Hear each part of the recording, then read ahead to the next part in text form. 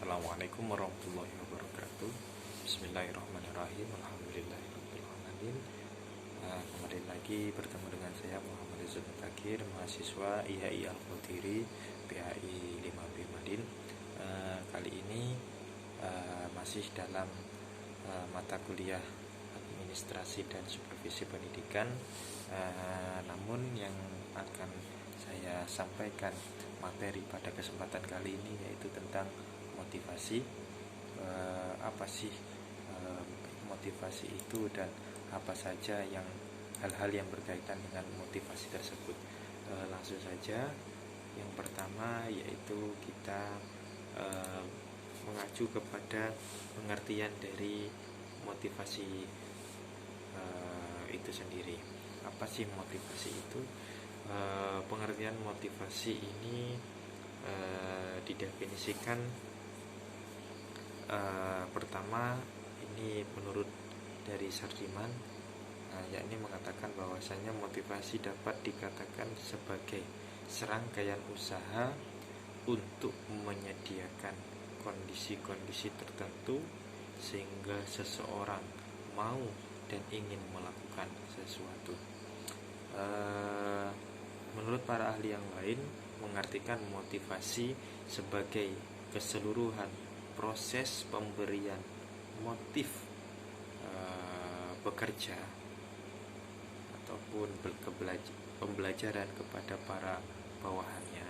Kalau guru berarti memberikan motivasi kepada muridnya, sehingga mereka mau belajar ataupun mau bekerja dengan ikhlas demi tercapainya tujuan organisasi.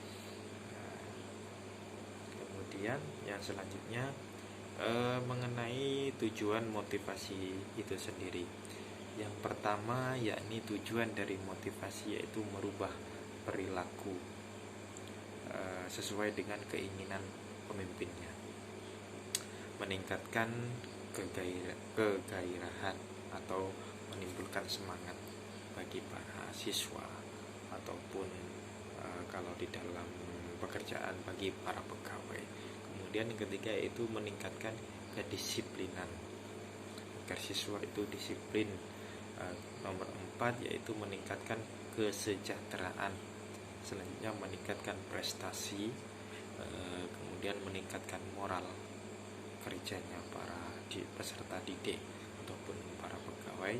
Kemudian meningkatkan rasa tanggung jawab terhadap tugas-tugasnya. Kemudian yang selanjutnya yaitu meningkatkan produktivitas dan efisiensi. Kemudian memperbesar rasa tanggung jawab terhadap kalau murid atau siswa itu tanggung jawabnya terhadap sekolahan, kalau pekerja atau pegawai itu tanggung jawab terhadap perusahaan. Yang terakhir yaitu memperbesar partisipasi para peserta didik. Kemudian yang selanjutnya yaitu prinsip motivasi dan juga jenis motivasi. Yang pertama yaitu prinsip motivasi.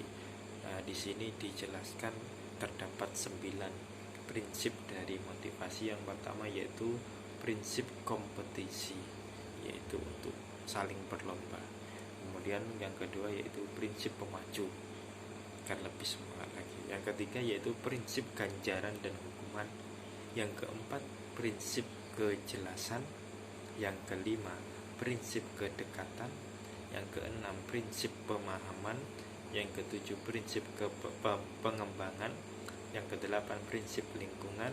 Yang kesembilan yaitu prinsip keteladanan. Kemudian jenis dari motivasi itu sendiri adalah ada 2. Yang pertama motivasi intrinsik, yaitu berasal dari dalam atau intern. Yang kedua yaitu motivasi ekstrinsik yang berasal dari luar atau eksternal. Kemudian teori motivasi. Teori motivasi ini di sini dipaparkan bahwasanya terdapat 8 teori motivasi. Yang pertama yaitu teori humanistik atau kemanusiaan. Kemudian yang kedua yaitu teori kebutuhan Edwards. Yang ketiga teori kebutuhan Eric Alderfer. Yang keempat teori kebutuhan Harrisburg. Kemudian teori kebutuhan McClelland. Yang kemudian teori behavioristik, teori motivasi ekspektansi, dan juga yang terakhir teori motivasi Patton. Faktor dan teknik komunikasi. Faktor dari motivasi tersebut yang pertama yaitu dari kebutuhan manusia. Yang kedua yaitu kebutuhan hubungan atau communication. Yang ketiga yaitu kepemimpinan, leadership, juga menjadi salah satu faktor dari motivasi. Kemudian yang keempat yaitu perasaan atau respon. Kemudian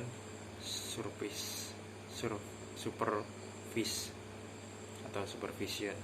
Yang keenam yaitu sikap dan semangat, dan yang terakhir adalah disiplin.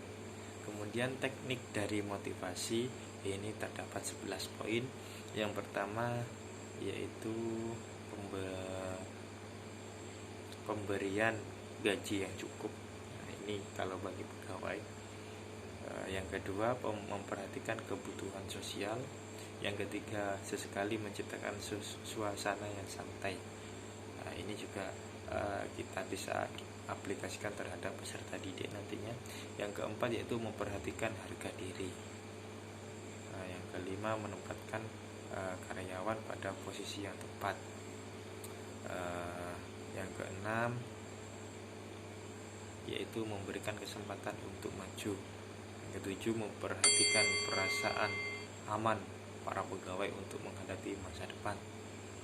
Yang kedelapan mengusahakan loyalitas. Yang sembilan sesekali mengajak karyawan untuk berunding.